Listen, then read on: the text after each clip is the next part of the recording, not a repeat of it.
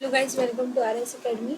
आज हमारा lecture number 29 है, जिसमें हम लोग ओएस मॉड्यूल के बारे में देखने वाले हैं। और इस OS module, whenever we are talking about OS module मतलब क्या होता है? हमारा ऑपरेटिंग सिस्टम का मॉड्यूल। जब भी हम पाइथन में ऑपरेटिंग सिस्टम की पर्पस जो फंक्शंस परफॉर्म करने वाले हैं या फिर जो फंक्शन परफॉर्म करेंगे, जो कि फुल्ली किसके ऊपर डिपेंडेंट होगी? हमारे ओएस मॉड्यूल के ऊपर डिपेंडेंट होगी। दैट इज ऑपरेटिंग सिस्टम के ऊपर क्या रहेगी? पूरी की पूरी डिपेंडेंट रहेगी। ठीक है।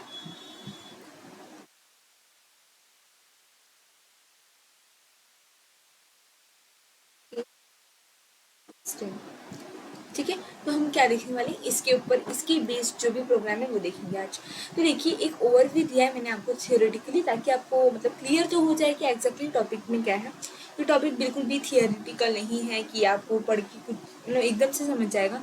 बहुत इसमें कोड्स वगैरह हैं, थोड़े डिफ़िकल्ट बोल सकते हो, पर नॉट बहुत ज़्यादा क्रिटिकल नहीं है, नॉर्मल है, ठीक ठाक है। मतलब मैं करा रही हूँ तो आपको समझ में आने वाला है, ये कंफर्मेशन है। अब देखिए, फर्स्ट ऑफ ऑल अगर आप डेफिनेशन को एक बार बेसिकली आराम से एक तरीके से पढ़ेंगे तो बहुत ज़्यादा ईजी है।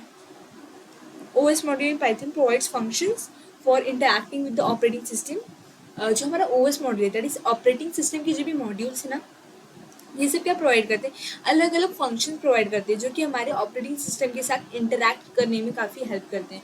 ऑफकोर्स जब भी आप कोई प्रोग्राम कर रहे हैं तो ऑफकोर्स यू हैव टू एक अच्छा इंटरैक्शन होना चाहिए आपका आपके ऑपरेटिंग सिस्टम के साथ। तो उसके लिए ये अच्छे अच्छे फंक्शंस एकदम आपको क्या करते हैं, देते हैं। ठीक है।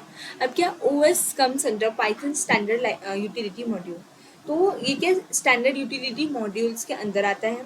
This module provides a portable way of using operating system dependent functionality. जैसे मैंने अभी आपको स्टार्टिंग में ही इंट्रोडक्शन में बताया कि ये जो ऑपरेटिंग सिस्टम के ऊपर डिपेंडेंट जो भी ऑपरेशन होते हैं, उन सबको एक पोर्टेबिलिटी देता है, एक पोर्टेबल वे देता है, जो कि आपको आपकी ऑपरेटिंग सिस्टम से बहुत ज़्यादा क्या करा देता है, एक एक इंटरैक्टिंग इन्वायरमेंट क्रिएट करता है। ठीक है। अब क्या है, सबसे main thing that is OS and OS path. ठीक है, operating system and operating system path modules include many functions to interact with the file system. जो हमारी फाइल सिस्टम में जो भी हम फोल्डर्स क्रिएट करते हैं, जो फाइल क्रिएट करते हैं, उसमें हमारा ऑपरेटिंग सिस्टम का कौन सा पाथ यूज़ होता है, कौन सी डायरेक्टरी यूज़ होती है, वो सब हम वो सारी फंक्शंस हमें यहाँ से मिलेंगे। ठीक है। अब देखिए, जब मैं पाइथन के ओएस मॉड्यूल के फंक्शंस की बात कर रही हूँ, तो ये हमें किस चीज़ में हेल्प करते हैं? तो एक हैंडलिंग करंट वर्किंग डायरेक्टरी, जिस करंट वर्किंग डायरेक्टरी में हम काम करें ये पता चल सकता है हमें। दैट इज उसको हम बेसिकली बताऊँ आपको तो ये इसको हम क्या बोलते हैं, गेट CWD नाम का फंक्शन रहता है। इससे हम ये जान जाते हैं कि हम कौन सी current working directory, that is current working directory में काम कर रहे हैं। ठीक है, वो आप फाइंड कर सकती हूँ। कैसे हम कोई भी न्यू डायरेक्टरी क्रिएट कर सकते हैं? जैसे कि आपको याद होगा, हमने लास्ट 2 लेक्चर में क्या सीखा है। एक तो हमने सीखा था कैसे हम वर्चुअल इन्वायरमेंट क्रिएट कर सकते हैं। वर्चुअल इन्वायरमेंट क्रिएट करते हैं लाइक प्रोजेक्ट्स, जैसे आप कोई कॉम्प्लेक्स प्रोजेक्ट बना रहे हो तो आपको अलग सा इन्वायरमेंट चाहिए होता है, तो विदाउट यूजिंग अनदर पीसी आप अपने ही पीसी में एक अलग सा वर्चुअल इन्वायरमेंट बना के क्या कर सकते हो, अलग से अपनी स्टैंडर्ड लाइब्रेरी डाल सकते हो, अपनी तरह से वो उसमें सब कर सकते हो। उसी तरह से आप ओएस मॉड्यूल के फंक्शंस की हेल्प से क्रिएट कर सकते हो, अपनी खुद की डायरेक्टरी क्रिएट कर सकते हो, डायरेक्टरी को फाइंड कर सकते हो, डायरेक्टरी में चेंजेस कर सकते हो। दैट इज CHDIR बोलते हैं उसको, चेंजिंग डायरेक्टरी होता है। जो MKDIR से मेकिंग डायरेक्टरी होता है हमारा। तो इस तरह से होगा listing out files and directories with Python. हम सारी फाइल्स को, फोल्डर्स को डायरेक्टरीज में से क्या कर सकते हैं, फाइंड कर सकते हैं with the help of for loop and all। ठीक है। Last one that is deleting directory, that is RE का यूज़ करके हम उसको हम डिलीट भी कर सकते हैं, जो कि आई थिंक मुझे नहीं लगता कि बताने की ज़रूरत पड़ेगी, पर देखा जाएगा। चलिए हम चलते हैं अपने, आज हम रैपलेट पे नहीं जाएंगे, बिकॉज अगर रैपलेट पे भी ये परफॉर्म होगा, कोई इशू नहीं है कि रैपलेट पे नहीं परफॉर्म होगा, क्या मैम, नहीं हो सकता है। पर जितनी फ्लेक्सिबिलिटी के साथ ये विजुअल स्टूडियो कोड पे या दैट मीन्स अपना VS कोड पे होगा परफॉर्म, उतना नहीं हो पाएगा। I think most of the coders को पता होता है हमारा विजुअल स्टूडियो कोड क्या होता है। VS कोड इंस्टॉल करना बहुत ईजी है, आप गूगल पे जाके एक बार स्टेप्स देख लेंगे तो आपको बहुत ईजी है कुछ भी। और वो ये भी आपको क्या एक फ्लेक्सिबिलिटी देता है कि आपके जो एरर हैं ये वहाँ पे क्या करता है, रेड अंडरलाइन कर देता है। हाँ, पर रेपलेट की तरह ये आपको कोड सजेस्ट नहीं करता है, कोड आपको खुद से लिखना होता है। ठीक है। तो चलो मैं ले चलती हूँ आपको अपने रेपलेट पे। उसके पहले मैं आपको बता दूँ कि यू हैव टू आपको क्या करना होगा, आपको एक फ़ोल्डर क्रिएट करना होगा। तो आप क्या कर सकते हो, 1 मिनट मैं आपको दिखा देती हूँ। आप यहाँ पे न्यू करके क्या कर सकते हो, ऐसे कोई भी यहाँ पे आप यहाँ पर न्यू जाके कोई भी फ़ोल्डर क्रिएट कर सकते हो, ठीक है। तो यहाँ पर मैंने एक फ़ोल्डर क्रिएट करके रखा, दैट इज़ माय प्रोग्राम। आप माय पाइथन प्रोग्राम करके मैंने यहाँ पर फ़ोल्डर क्रिएट करके रखा है। आप क्या करोगे, जब विजुअल स्टूडियो कोड आप में डाउनलोड हो जाएगा तो वहाँ से आप क्या करोगे, ओपन विथ कोड इसको क्या कर लोगे, ओपन कर लोगे। अब मैं यहाँ से क्या कर सकती हूँ, ऐड करके एक फाइल बना लूँगी, दैट इज़ main.py, ठीक है, एंटर। अब मैं क्या करूँगी, यहाँ पर मैं OS मॉड्यूल को इंपोर्ट करूँगी। तो मैंने लिख दिया इंपोर्ट OS, ठीक है, कर रही हूँ। अब मैंने जैसे बोला था कि कैसे हम क्रिएट कर सकते हैं डायरेक्टरी, वो देखेंगे। तो हम डायरेक्टरी क्रिएट करने जा रहे हैं। तो चलिए हम करते हैं क्रिएट अपनी डायरेक्टरी। मैंने यहाँ पर लिखा कि os.mkdir, क्या डायरेक्टरी में क्रिएट कर रही हूँ, दैट इज प्रोग्राम्स, ठीक है। प्रोग्राम्स नाम की मैंने डायरेक्टरी बना दी है।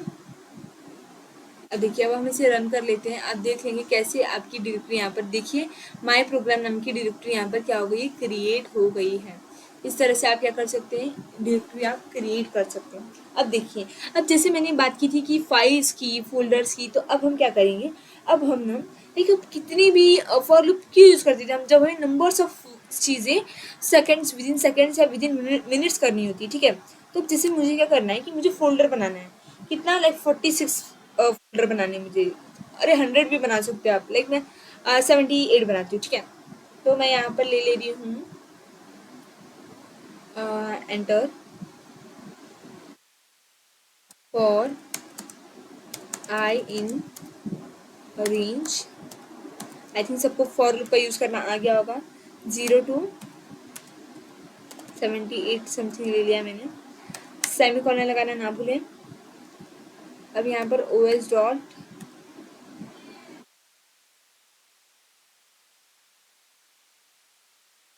Wait a minute,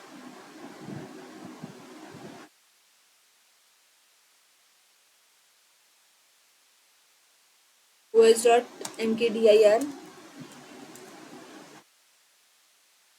H string का यूज़ करेंगे, प्रोग्राम्स वीडियोस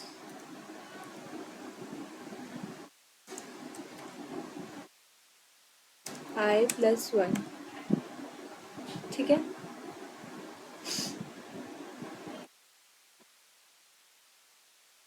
अब देखिए ये क्या बोलेगा, ये हमें एरर देगा, क्यों, क्योंकि इसने बोला है कि हमने ऑलरेडी डायरेक्टरी बनाई है, हमें वो एरर ना आए, इसलिए हम इफ़ का यूज़ करते हैं। इफ़ का यूज़ करके हम क्या करेंगे, यहाँ डिक्लेयर कर देंगे कि अगर नहीं, लाइक मैंने लिख दिया नॉट OS डॉट पाथ, अगर OS के जो हमारे ऑपरेटिंग सिस्टम की पाथ में क्या एग्जिस्ट करेगा, एग्जिस्ट हुआ, अगर हमारे ऑपरेटिंग सिस्टम की पाथ में प्रोग्राम नाम का फोल्डर एग्जिस्ट हुआ तो उसको आपको कंसिडर नहीं करना है। ऐसा मैं यहाँ पर प्रिंट कर दूंगी, यहाँ सेमी कॉलन लगा दूंगी, एंटर।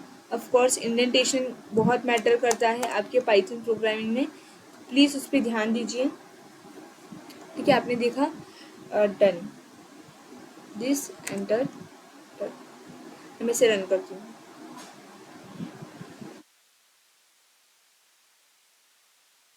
आप देख सकते हैं कैसे हमारी पूरी वीडियोस क्या हुई, 78 वीडियोस पूरी क्या हो गई, यहाँ पर प्रिंट होके आ गई। इतनी सारी फोल्डर्स हमने विद इन अ मिनट में बना लिया। अब तो देखा आपने कैसे कितनी आसानी से ये हो सकता है, ठीक है। अब देखिए, अगर आपको इसका क्या करना है, रीनेम करना है। अब जैसे ये क्या हुआ, ये तो आपने बना लिया कि आप कोई भी कैसे आराम से बना सकते हो। अगर आपको उसको रीनेम करना है, उसका अलग नाम देना है, तो आप क्या यूज़ कर सकते हो, आप रीनेम का यूज़ करोगे। जैसे कि मैंने बोला, हम डायरेक्टरी का नेम चेंज कर सकते हैं। अब जैसे मैंने यहाँ पर लिखा कि OS name F programs videos this, मुझे क्या चेंज करना है, फिर से मैं एफ स्ट्रिंग का यूज़ करूँगी।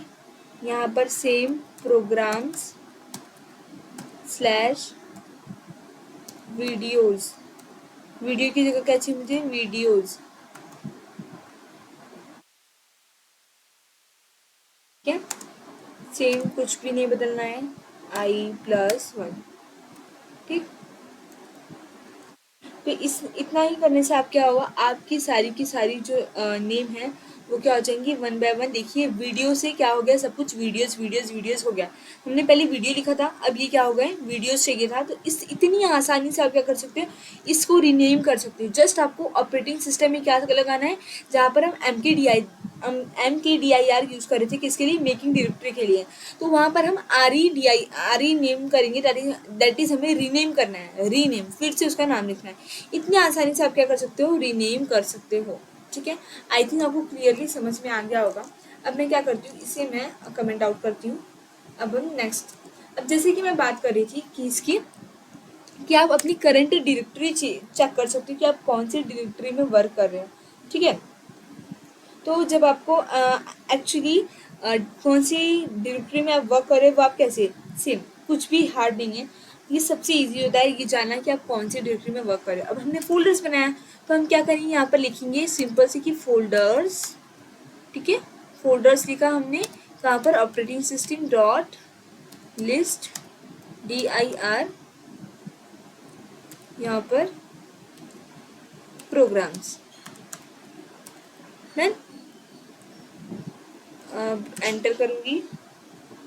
यहाँ पर मुझे प्रिंट करना है, जस्ट क्या जानना है, हमें ये जानना है कि हमारी करंट डायरेक्टरी क्या है, मैं कौन सी डायरेक्टरी में वर्क कर रही हूँ, ये मुझे जानना है। तो मैं लिखूँगी get CWD, that means current working directory. ठीक है, बस इतना ही लिखना है आपको, और यहाँ पर एक आपको क्या करना है, ब्रैकेट डाल देना है, बस। अब आप इसे रन करेंगे तो ये आपको क्या दे देगा, ये आपको आंसर दे देगा कि आपकी डायरेक्टरी क्या है। सी, ये देखिए, ये है आपकी करंट वर्किंग डायरेक्टरी।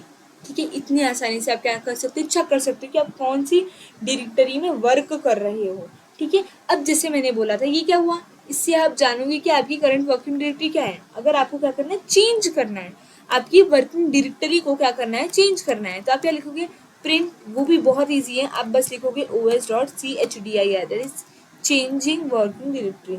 जो आपका वर्किंग डायरेक्टरी है उसको मुझे चेंज करना है, तो मैंने CH कर दिया, बस CHDIR, दैट मीन्स चेंज कर दो मेरी डायरेक्टरी को। अब क्या चेंज करके डालना है आपको, वो आप यहाँ पर डालो। जैसे मैंने यहाँ पर डाल दिया यूजर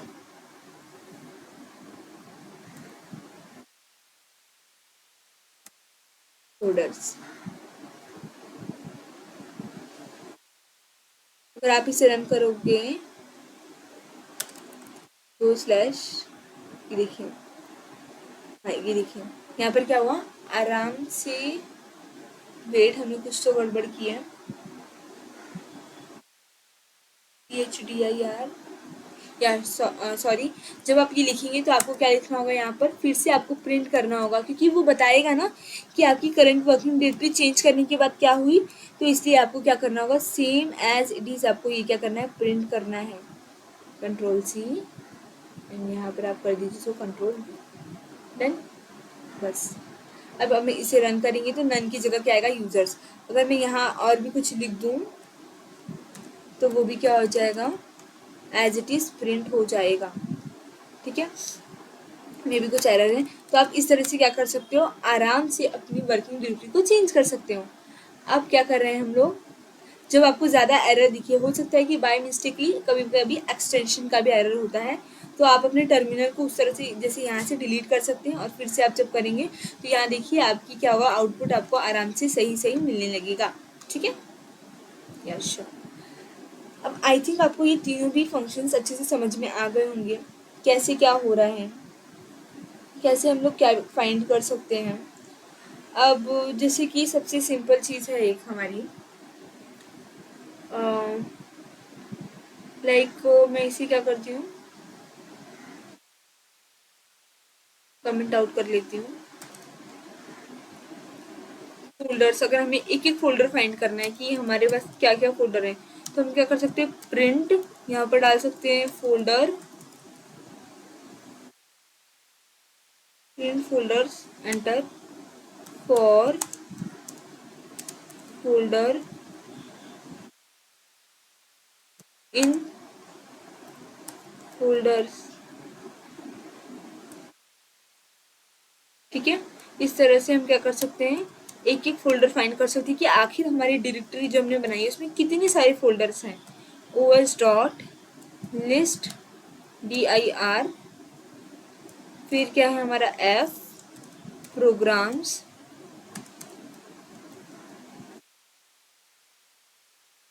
स्लैश फोल्डर।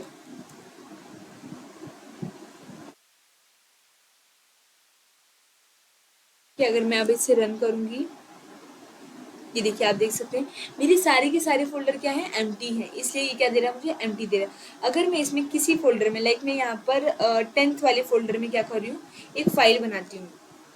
फाइल का नाम मैंने क्या रख दिया कि acd डॉट py, ठीक है, एंटर। इक्वल्स टू, मैंने इसमें ज़्यादा कुछ नहीं, हेलो हेलो वर्ल्ड लिख दिया, डन, एंटर।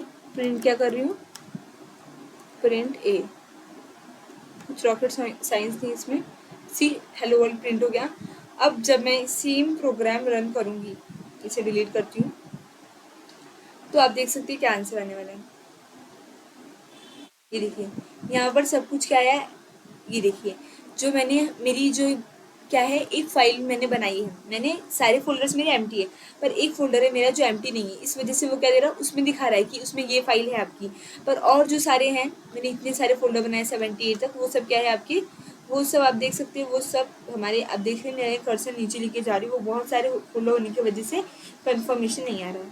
देखिए देख सकते हैं आप लोग, वेट, ये देखिए यहाँ से आपको दिखेगा कितना, मतलब कि जितनी फाइल से जब आप खुद परफॉर्म करेंगे तो आपको दिखेगा इतने सारे हमारे क्या हैं, खाली खाली हैं फोल्डर, बिकॉज हमने फोल्डर्स में कुछ डाला ही नहीं है, बस हमने एक फोल्डर में फाइल का नाम मेंशन किया है। डन। अगर आप कहें तो जैसे कि हम 77th में भी एक फाइल क्रिएट कर सकते, दैट इज हम लिखते हैं sts डॉट py, डाल के हम एक क्या बना सकते हैं, फाइल बना सकते हैं। अगर अब हम सेम प्रोग्राम को रन करेंगे, दिस वन, तो क्या आएगा आपका, वेट कुछ तो रॉन्ग हुआ है,